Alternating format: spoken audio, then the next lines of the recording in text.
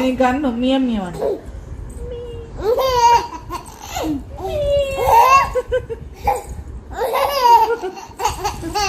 నవ్వులకి ఏం తక్కువ లేని గారికి అమ్మ నా వల్ల కదమ్మా వీటితో తినమని చెప్తా ఉంటే నవ్వుతున్నాడు. తన్నులు తింటావా?